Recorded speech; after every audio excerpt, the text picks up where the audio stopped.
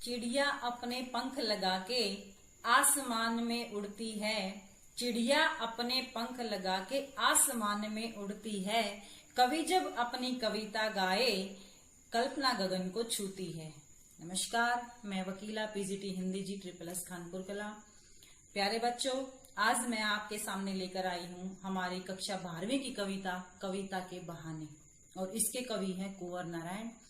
तो कविता शुरू करने से पहले हम कुंवर नारायण जी के जीवन परिचय के बारे में कुछ जान लेते हैं। तो सबसे पहले कुंवर नारायण जी का जो जन्म था वो 19 सितंबर 1927 को उत्तर प्रदेश में हुआ था, और ये अज्ञे द्वारा जो तार सप्तक बनाया गया था, तो ये तीसरे तार सप्तक के कवि माने जाते हैं। इन्होंने आजादी की लड़ाई में भी बढ़ चढ़ करके भाग लिया, और इन्होंने देश विदेश की बहुत सी यात्राएं भी की हैं, और 15 नवंबर 2017 को दिल्ली में इनका निधन हो गया।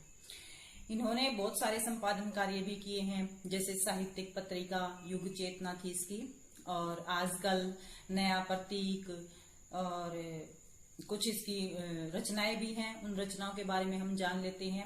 रचनाओं में सबसे पहले है काव्य संग्रह। काव्य संग्रह में चक्रव्यूह, आमने सामने, इन दिनों, परिवेश, हम तुम। कुछ इसके प्रबंध काव्य भी हैं। आत्मजयी कहानी संग्रह है, आकारों के आसपास। फिर आता है हमारा तीसरा स्टेप, काव्यगत विशेषताएं। काव्यगत विशेषताओं में इनका विशेष योगदान रहा है। इन्होंने अपने साहित्य में बहुत सारे जो समाज के अंदर कुछ बुराइयां फैली हुई थी, उनको विशेष रूप से उजागर करने का प्रयास किया है। इनकी जो कविताएं हैं उनमें वैज्ञानिक दृष्टिकोण देखने को मिलता है, और जितने भी जो प्राचीन रूढ़ियां थी, प्राचीन जो रीति रिवाज थे, उनका इन्होंने विरोध किया है। फोर्थ स्टेप आता है हमारा भाषा शैली। भाषा शैली में इन्होंने सहज सरल भाषा शैली का प्रयोग किया है। नए नए बिंब, नए नए प्रतीक, उनका भी इन्होंने प्रयोग किया है। और बहुत सारे अलंकार हैं, जैसे अनुप्रास है, पुनरुक्ति प्रकाश अलंकार है, मानवीकरण है, इन अलंकारों का प्रयोग किया है। अब हम कविता के बारे में पढ़ते हैं, और कविता का नाम है कविता के बहाने। तो आइए शुरू करते हैं। कविता के बहाने। कवि क्या कहता है कविता के बारे में, क्योंकि कवि जब कोई कविता लिखता है तो उस कविता को के अंदर थोड़ा सा यथार्थ होता है, और कुछ कल्पना का मिश्रण डाल करके वो इतनी अच्छी कविता बना देता है कि जब भी पाठक उसको पढ़ते हैं तो वो आनंद महसूस करते हैं। तो कवि ने उस कविता को 3 चीजों के माध्यम से, किन किन चीजों के माध्यम से यहाँ पर सबसे बढ़कर बताया है। तो पहला जो स्टेंजा हमारा उसमें क्या है कि कविता एक उड़ान है चिड़िया के बहाने। कविता की उड़ान भला चिड़िया क्या जाने। तो जो पहला स्टेंजा हमारा, उसमें कवि ने क्या बताया है कि कविता की जो तुलना है वो एक चिड़िया के बहाने की है। एक चिड़िया जब आसमान में उड़ती है वो, तो उसके अपने पंखों के द्वारा पूरे आसमान में वो घूमने का प्रयास करती है। उसका जो उड़ान है वो सीमित होती है, लेकिन जो कविता की उड़ान भला चिड़िया क्या जाने, लेकिन जो कविता की उड़ान है वो चिड़िया की उड़ान से कहीं ज्यादा है। क्योंकि जब चिड़िया उड़ती है, वो आसमान में जब जाती है, उड़ती है वहां पर, तो थोड़े दूर जाके वो थक जाती है, कभी इस घर कभी उस घर, कभी बाहर भीतर वो उड़ती रहती है, लेकिन थोड़े समय के बाद वो उड़ना बंद कर देती है। लेकिन जो कविता की उड़ान है वो उस चिड़िया से कहीं ज्यादा बेहतर है। कविता के पंख लगा उड़ने के माने चिड़िया क्या जाने। अब कवि कहता है कि अगर कविता के अंदर कल्पना के पंख लगा दिए जाएं तो वो उस चिड़िया से भी कहीं ऊंचाई पर उड़ सकती है। क्योंकि चिड़िया के पंख होते हैं, लेकिन कविता के अंदर पंख किस चीज के लगा दिए? कल्पना के। क्योंकि कवि ने उस कल्पना के पंख लगा करके उस कविता को उस चिड़िया से भी कहीं अधिक बेहतर माना है।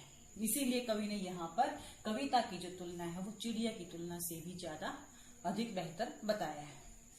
दूसरा स्टेंजा, इसमें कवि ने फूलों से उसकी तुलना की गई है। कहता है कवि, कविता एक खिलना है फूलों के बहाने, कि कविता का जो खिलना है वो फूलों से भी अधिक बेहतर होता है। कैसे होता है? कविता का खिलना भला फूल क्या जाने, बाहर भीतर इस घर उस घर, बिना मुरझाए महकने के माने फूल क्या जाने। अब कवि यहाँ पर बताता है किस प्रकार से कि जो एक कविता है वो फूलों से भी बढ़कर है। कैसे है? क्योंकि जब फूल क्या करते हैं, जब सूर्य की रोशनी उन फूलों पर गिरती है तो वो उन्होंने अपना उन्होंने खिलना शुरू कर देना है। लेकिन वो हो सकता है वो 1 दिन के लिए खिले, 2 दिन के लिए या 3 दिन के लिए, वो कुछ समय के लिए वो खिलते हैं। और जब वो खिलते हैं तो अपनी सुगंध को चारों तरफ बिखेर देते हैं। लेकिन जो कविता होती है वो क्या होती है, उसकी जो सुगंध है, कवि ने उसके अंदर भावना रूपी कुछ खुशबू डाली हुई है, कुछ शब्द रूपी उसके अंदर कुछ सुगंध डाली हुई है, उसके अंदर शब्द हैं, भाव है। तो वो जो सुगंध उसने डाली हुई है वो हमेशा जीवित रहती है, क्योंकि पाठक उसको जितना पढ़ेगा उसको उतना ही आनंद आता है। वो कविता की जो खुशबू है वो हमेशा चारों तरफ अपनी खुशबू को फैलाती रहती है। अब क्या कहता है कि बिना मुरझाए महकने के माने फूल क्या जाने।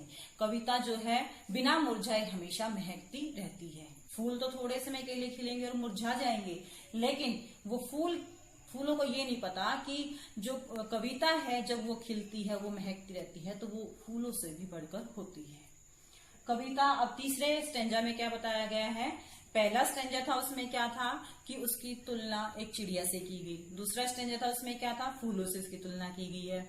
लेकिन जो तीसरा स्टेंजा है उसकी तुलना एक बच्चे के खेल के समान की गई है। स्टेंजा में क्या बताया गया है, किस प्रकार से कि कविता की तुलना बच्चे के खेल के समान की गई है। जिस प्रकार से एक बच्चे के लिए कोई भी घर अपना नहीं होता, कोई भी पराया नहीं होता, उसके अंदर ना किसी प्रकार की ईर्ष्या होती, ना कोई द्वेष होता है, वो हर जगह गलियों में खेलता घूमता रहता है, कहीं पर भी वो खेलने के लिए चला जाता है। तो कवि ने उस कविता की तुलना उस बच्चे के खेल के समान की है कि किस प्रकार से वो बाहर भीतर यह घर वह घर सब घर एक कर देने के माने बच्चा ही जाने, कि बच्चा हर एक घर को अपना बना देता है और वो बच्चा उस खेल के द्वारा हर एक जगह अपनी छाप छोड़ता है। उसी प्रकार से जो कविता है वो भी उस बच्चे के खेल के समान है, क्योंकि जब बच्चा खेलता सबको एक कर देता है। उसी प्रकार से जो कविता है वो भी जब पाठक उसको पढ़ते हैं तो पाठक उसको बहुत ज्यादा आनंद महसूस करते हैं। और इस प्रकार से यहाँ पर 3 प्रकार की तुलना यहाँ पर की गई है। पहला स्टेंजा में क्या था कि कविता की तुलना एक चिड़िया से की गई है कि किस प्रकार से वो चिड़िया उड़ती है, लेकिन उसकी उड़ान से बेहतर कविता की उड़ान होती है। दूसरे में क्या बताया गया है, यहाँ पर फूलों की खुशबू से उसकी तुलना की गई है कि फूल थोड़े समय के लिए खिलते हैं, उसके बाद मुरझा जाते हैं और उसकी सुगंध कम हो जाती है। लेकिन जो कविता के अंदर जो कल्पना का मिश्रण कवि ने डाला हुआ है और जो भावना रूपी उसने जो सुगंध उसके अंदर डाली हुई है वो उससे भी ज्यादा बेहतर होती है, फूलों से भी ज्यादा बेहतर होती है और वो हमेशा महकती रहती है।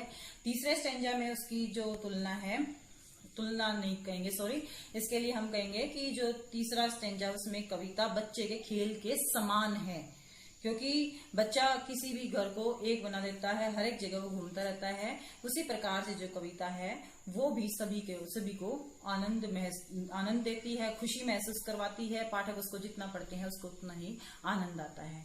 तो इसमें कवि ने किस प्रकार से, सबसे पहले हम इसका काव्य संग्रह करेंगे तो इसमें यहाँ पर सहज सरल भाषा का प्रयोग किया गया है। सेकंड पॉइंट कि यहाँ पर कवि ने अनुप्रास, पुनरुक्ति, प्रकाश अलंकार है उसका प्रयोग किया है, प्रसाद गुण का प्रयोग है, माधुर्य गुण का प्रयोग है और यहाँ पर मुक्त छंद का प्रयोग है। तो प्यारे बच्चों, आप सभी ने ये कविता अपनी नोटबुक में आपने इसकी 100% व्याख्या लिखनी है। और इसकी कुंवर नारायण की एक और कविता है बात सीधी ती पर, लेकिन उसको हम नेक्स्ट वीडियो में देखेंगे। धन्यवाद।